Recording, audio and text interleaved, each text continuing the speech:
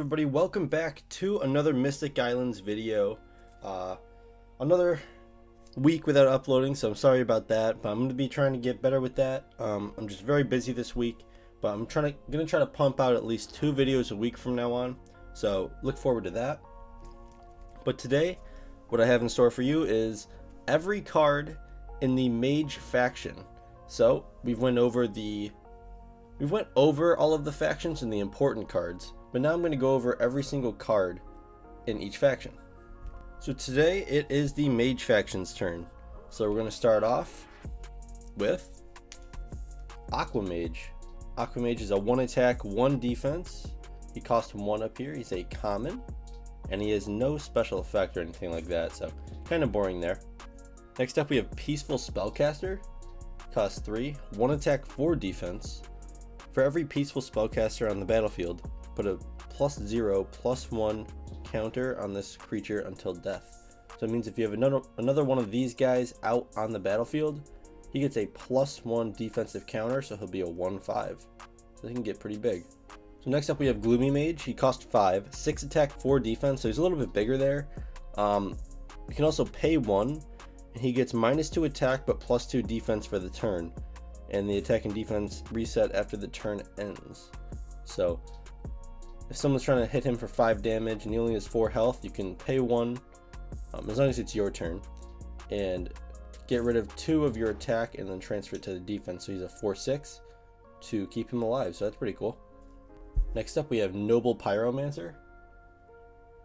When casted, discard a card and gain 1 health. He's a 3 attack, 2 defense, which is just good. It's just good for a 2 cost anyway. Next up we have one of the rares for the Mage faction, Supreme Spellcaster. Costs 6. He is a 6 attack, 7 defense, so he is pretty massive. And as long as this creature is on the battlefield, all Mage ability cards you play cost 1 less Chaos Crystal, but they have to cost 3 or more. So that is super big. You can pay 1 less Chaos Crystal as long as the ability is 3 or more, and it has to be a Mage one. That's pretty awesome for the faction for sure. Next up we have an ability card, Pyro Screen. Costs 3, prevent all damage dealt by non-Mage faction creatures this turn to a caster of choice. Now that sounds like a lot, but basically what it does is every creature that attacks you to your health this turn, that isn't a Mage faction creature, could not deal a single point of damage to you this turn. It just dissipates and does nothing. So it can be very good against decks that are not running Mage. Next, we have, Wicked Witch. Cost 2, 2 attack, 2 defense. Every time this creature attacks, your opponent discards a card if possible. Now, this creature is only a common still, so she's actually very good currently right now. So hopefully in set 2 we get her unbuffed a little bit, but we'll see what happens with that. Good card though. Next we have Possession Wizard. Mage faction, costs 2, 1 attack, 2 defense. When casted, take the top card of your opponent's deck and banish it. This card is put back on top of their deck after 1 round. So that seems kind of useless, but essentially what it does is it banishes the top card of their deck just so that you can see what it is before they get it. So that's pretty cool. Next up, I have Wise Spellcaster. Cost 3, 2 attack, 4 defense. When this creature enters the battlefield, your opponent must tap a creature, discard a crystal, or lose 3 health. So essentially, when this guy comes out, your opponent gets to choose to either tap a creature, discard a chaos crystal, or lose 3 health.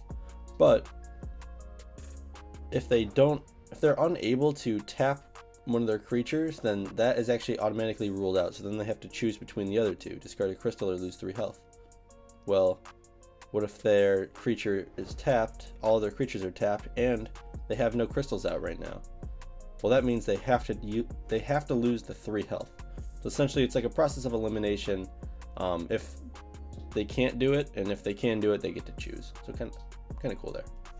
Flame Atronach. Cost 5, 5 attack and 2 defense.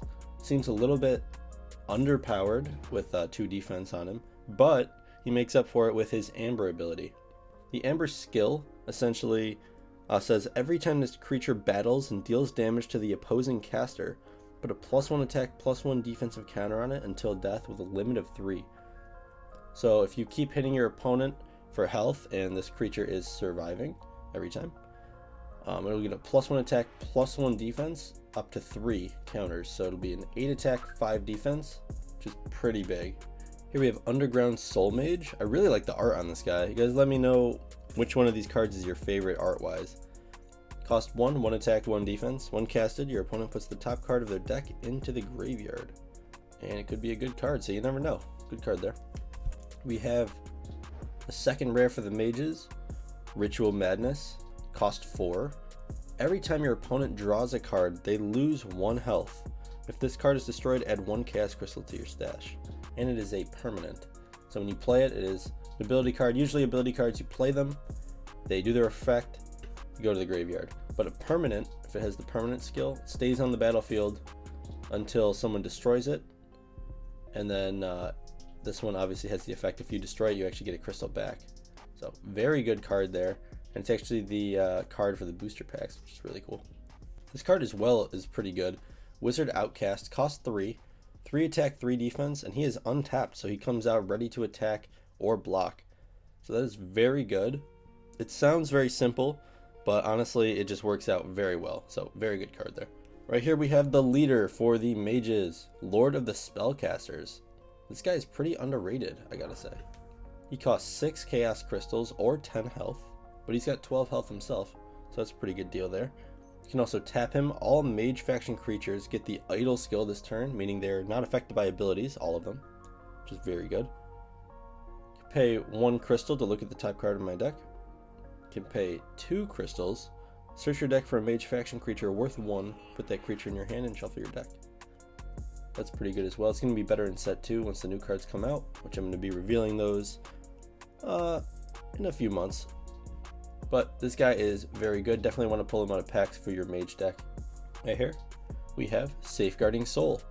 This is a classic card, costs 3, 0 attack, 5 defense. This creature cannot attack, and it's idle, so cannot be affected by ability cards. So essentially your opponent either has to attack around this creature, which can be very annoying for them, or they have to kill it with just creatures themselves and no ability cards. So pretty good card there, can't really go wrong with it. One of our last cards here is Fireball. Costs 3. Target creature takes 4 damage, and it's idle, so it cannot be countered. So it makes it very powerful. And with Supreme Spellcaster's ability, since it costs 3 or more, you can actually play this for 2 if you have him on the battlefield. So you can definitely game plan around this. It's like each faction's like a little archetype in themselves, kind of. And our last card for the Mage faction is Frost Atronach. We had Flame Atronach, and now there is Frost, and they actually kind of work together. He costs 4, 6 attack, 2 defense.